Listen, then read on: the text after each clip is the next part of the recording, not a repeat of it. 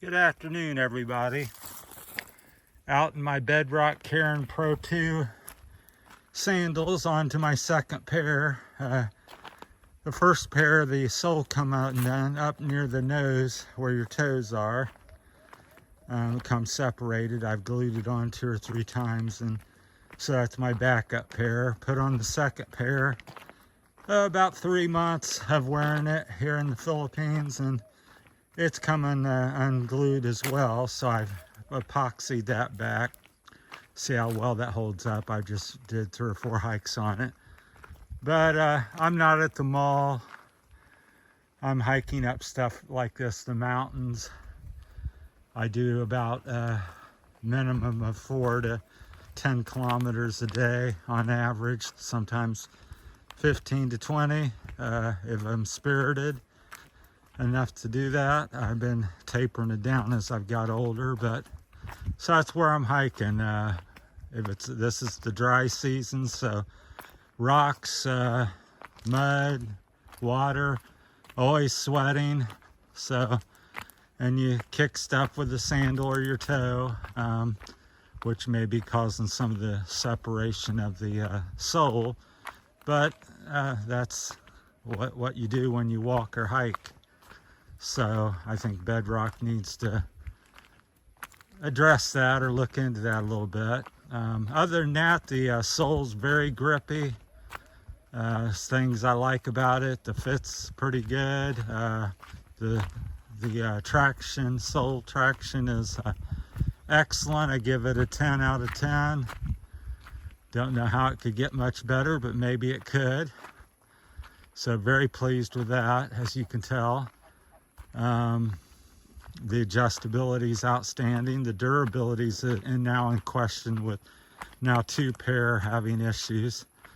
And if anybody's got a good repair for that or knows a certain type of glue, I've used super glues, rubber cement. I've now used epoxy.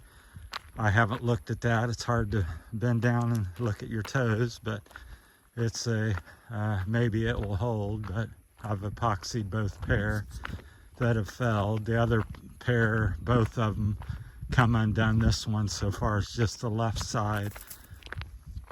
Things I would improve with the shoes is there where your sole is, where you step, your footbed, we'll call it. I find it very slick here in the Philippines because you're always sweating. Typically you go through some mud or water and the sweat mixes, and to me it's just very slick. I get better traction on the bottom, far better traction on the bottom of the shoe than I do where my foot is. So I think that's something that I would, maybe it'd hurt your foot if it's grippy, I don't know. But it's sure hard to run or walk and do things when you're it's wet. Now if it's raining, and I think it has to do more with the mud and sweat buildup, makes it very slick, because when it's raining and I'm out in the rain, I don't have as much problem. So the dogs have heard me, so let's see what they do. All right. Anyhow, that's part of the Philippines. Dogs at every house, usually 2 to 6 or 8 or 10. They should all know me now, but when they hear my American voice, they get more riled up because they're used to the Philippines long ago. So they go, oh, it's a foreigner, let's bark at him. But anyhow, that's my thing on the shoes. The durability, besides the separation, that's all I've had. Straps have held up. Took me a week or 2 to adjust to them, where I didn't have sores or raw spots on my feet from the straps or toes or this or that. So I just hiked relatively short hikes, go out for 20 minutes or an hour. I think I did a 2-hour one, but I was like bleeding in between the toes and on the top of the foot. But all that seems to be gone. So there's a period, now if you've worn sandals a lot, this is my first pair. I always wore shoes in America, but here in the Philippines, the shoes just don't work too well because you come back and your feet smell and they're wet, constantly wet, can't dry out. Even in the sandals, my feet are sweating, but obviously it's exposed to the air. So it has a far greater chance than something that's covered to dry back out. So, but I like them overall. Just a little disappointed with the soles, and I ended up ordering 4 pair because I had them shipped from America. So I'm not aware of any place near where you can go buy these or test them and see what you think of them on sizing and stuff. I think they're fairly true to size. I bought a size bigger, they forced me to go a size bigger.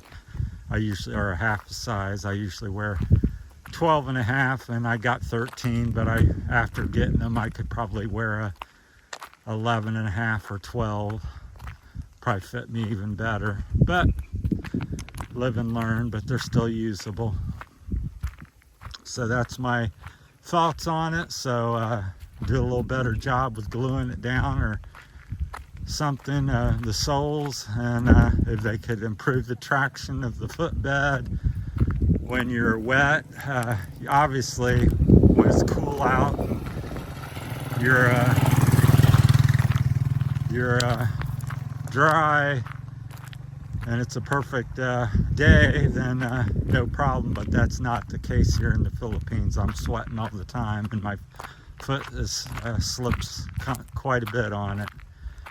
And when it really gets wet or you step in a puddle or something, then your sweat goes down there. You can't really keep your foot in the sandal, and it doesn't really matter much how much you tighten it up, because at some point it just hurts your foot if you do. That's your solution. So I'd like to see something, try a different rubber or a little more texture or something. And I think you probably get used to it with your feet like everything else, and try to improve the traction or something. Put some footprint and dents or something in the sole so you have a little something to settle into or something.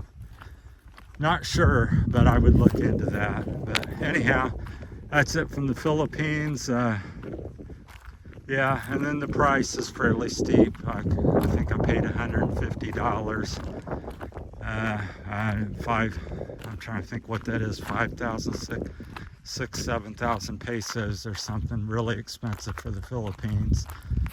But I had to have the heel strap. Everybody here runs flip-flops for the most part, but without a heel strap, I just can't hardly do anything. I'm gonna slip out walking up a hill and get stuck in the mud and everything else. So I had to have that additional strap that these locate, have on the back. So that's it. They're the Carin Pro 2s with a Vibram sole. So that's the standout feature of it, is the traction. Wet rock, wet log, mud, dry, dusty, hard pack, running down the road. Just seems to be wonderful at everything. Very good. Best shoe in that department that I've ever worn. Shoe, sandal, or whatnot. So I previously ran Solomon. I've had them all pretty much.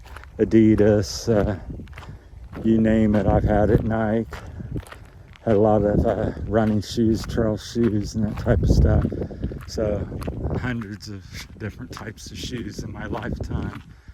All right, but again, I'm out here hiking. If you're just going to the mall or store or walking around a city street, I think you'd be fine with them. But if you're kicking stones and logs and doing what you see here in the video, maybe you won't be so happy with them if they come apart, especially for $150. But I like them, and hopefully they're last, and I can find a solution for the sole. So if anybody's got a solution for that, a good glue or something you're using that I can gain access to it here in the Philippines, leave a comment and share that with me. So appreciate it. That's it. That's my time. Thanks for watching. All right. Bye.